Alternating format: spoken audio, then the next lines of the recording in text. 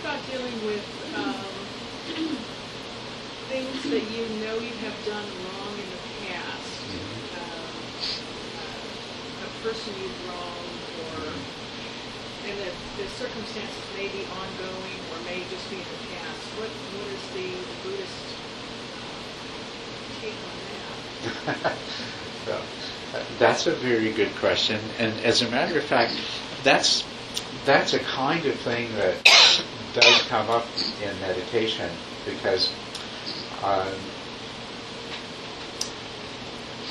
in order to become very calm and very focused, we sooner or later have to deal with all of these things that we have buried or pushed aside. So there's things that we have done in the past that we may not even think about, but they're still affecting us, and they're still producing some disturbance and agitation in the mind. And when you get into deeper states of meditation, all of a sudden you find there it is.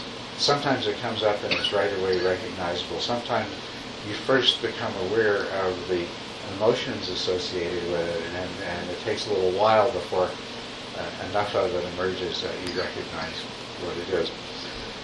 And the other kind of thing is of course, as you say, ongoing situations that you're in.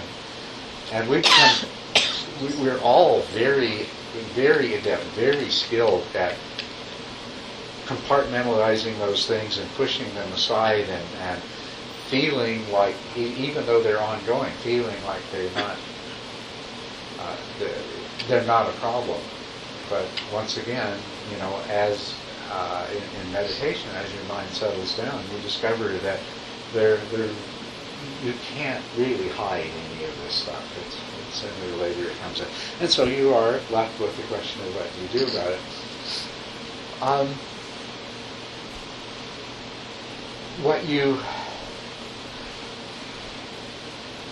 Ultimately, what you need to do with it is to get completely beyond it, to resolve it, let go of it, be finished with it once and for all. But what you may have to do to make that happen is, that's the other kind of question. Things that have happened a long time ago, there is often less that you can actually do in terms of actual actions or saying things. But sometimes there is.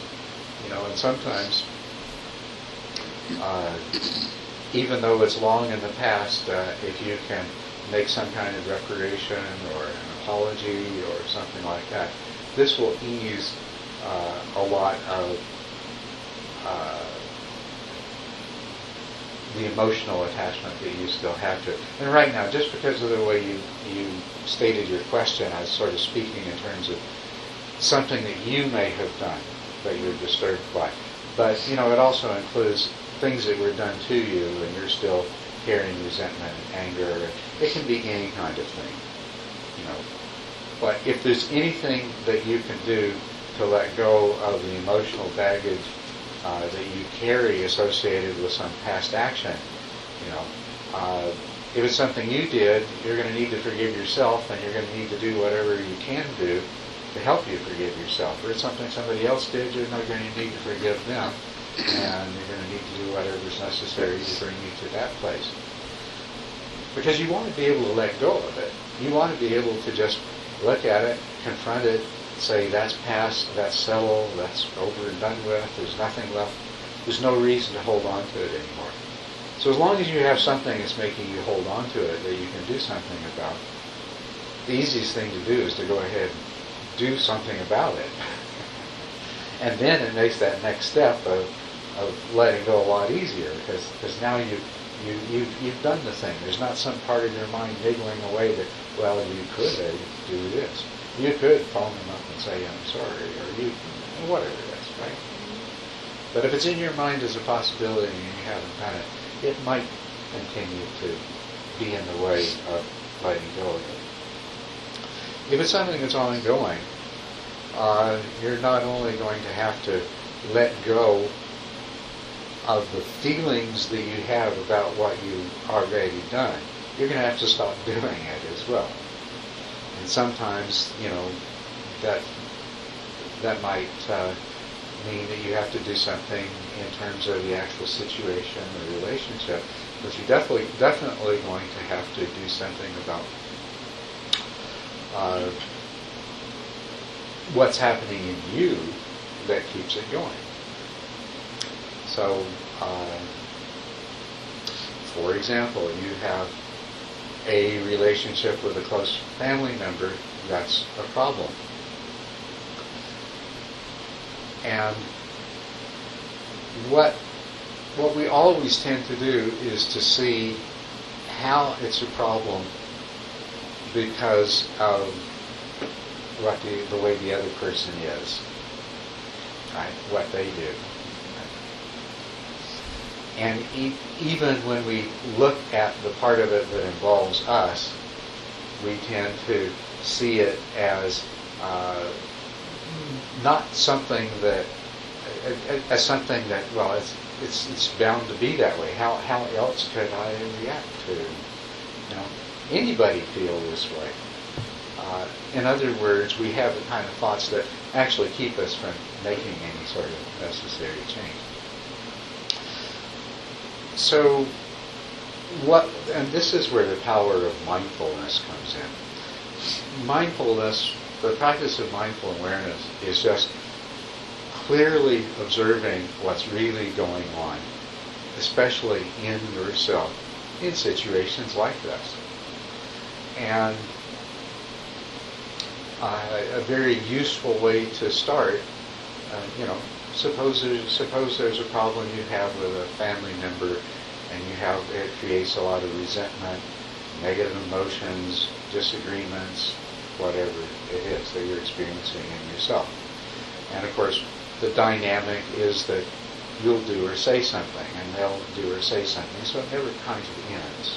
You just keep it going. What you have to do is start just observing yourself. You observe, okay, first of all, what are the sensations in my body that are associated with every aspect of this situation?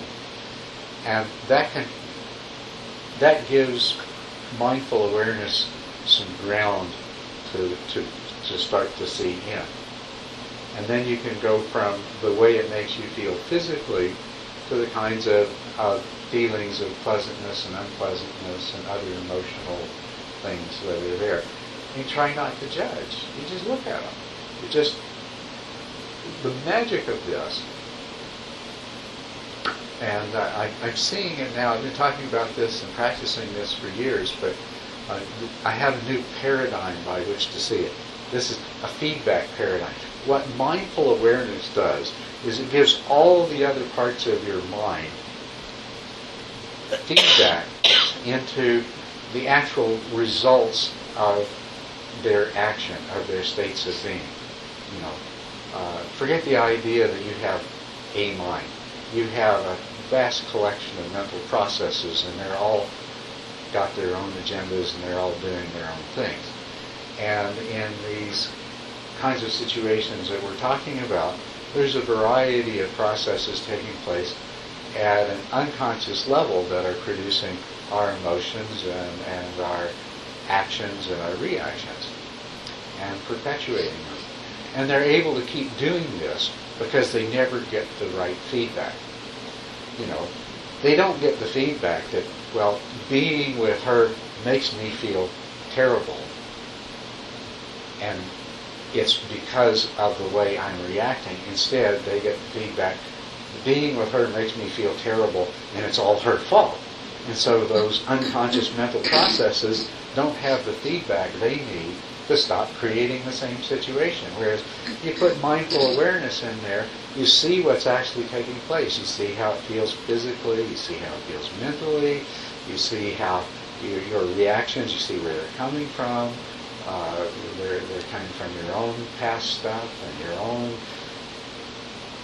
everybody's got some collection of neurotic tendencies, some degree of insecurity or things that other people, that you don't like about yourself that other people remind you of. You don't need to analyze all that stuff. You just need to open yourself to letting letting that information seep in and percolate down to that 99% of your mind that never sees the light of conscious awareness, but determines all of your feelings and reactions and everything else. So you let mindfulness provide that feedback, and then, those parts of your mind that are contributing to the problem, they begin to change. So you combine the practice of mindful awareness with the recognition, with the things that originally brought you to this. You realize that there's guilt, or there's agitation, there's different kinds of feelings that come up and plague you because of this situation. And there's the obvious things that you can do, like restraining from saying certain kinds of things, or restraining from engaging in certain kinds of actions that are not going to produce beneficial results, but then practicing the mindfulness that's going to get to the root of the problem. So you have to deal with both the past and the old stuff, and you have to deal with the present stuff. And the primary tool for dealing with it is just mindful awareness. If it's old stuff, you just look at it and see it for what it really is. And you try to get that place of accepting it and letting go of it. And you do whatever you have to allow that to happen. Sometimes with old stuff, the person involved is dead. Well, that doesn't keep you from talking to them, or writing a letter to them, or whatever works for you. Whatever you need to do, you find a way to do it.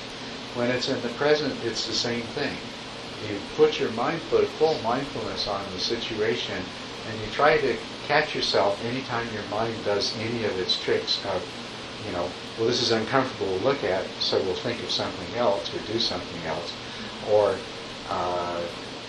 blame the unpleasant feelings that you have physically or mentally on the situation or on the other person, instead of realizing that where they come from is inside you because of what your mind is doing. So you just bring the mindfulness to bear. And then you also do whatever you have to and whatever you can, in terms of that part of ourself that intentionally acts and can therefore refrain from speaking or refrain from doing.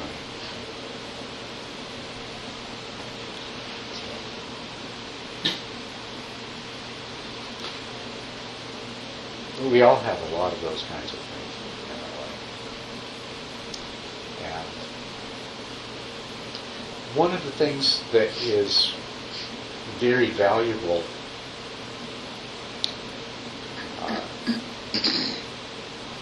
however it comes about, whether it comes about as a result of your meditation practice or in any other way, as we begin to be aware of the kind of things that you spoke of, and as we accept responsibility for them, and as we begin to deal with them in positive ways, there tend to be a lot of them. And if we had to deal with every single one of them individually, it might seem like it would take forever. But the wonderful thing is that as we deal with those that we become aware of, it begins, the same work starts being done, and a lot of them get taken care of without our ever having to deal with them one by one. And it's not a process of psychoanalysis and psychotherapy. We're not trying to retrieve all these past events and work them through, or we're not trying to take our present problems and analyze the personality. We don't have to do all of that kind of stuff. We let it take care of itself through the practice of mindfulness and doing what's obvious that we can do and that we need to do, and which is mostly, it can involve some doing, but an awful lot of it is not doing. Some problem just an example, some problem that you have with somebody that you work with. And the old way of thinking says, well, I'm going to write all the bad things about this person down in a memo, and I'm going to send it to the boss. I've had enough. That's the old way of dealing things. And that doesn't resolve the problem, because the boss doesn't read your memo and fire the person, or go to the person and say, here's Jack's memo, and then that person reads it and they change all the things in themselves because they say, oh my gosh, you were right all along. Isn't it funny though? Our minds will make us think that something like that will work. And people do that a lot. That kind of thing that I just described, right? Do you not agree? They have a fantasy that it's going to produce a kind of result which it absolutely could never possibly produce. And all it does is just make the problem worse. So some of it is just learning to not do that kind of stuff. Well, I'm going to phone my brother up and tell him once and for all exactly what I think of everything. And that never helps.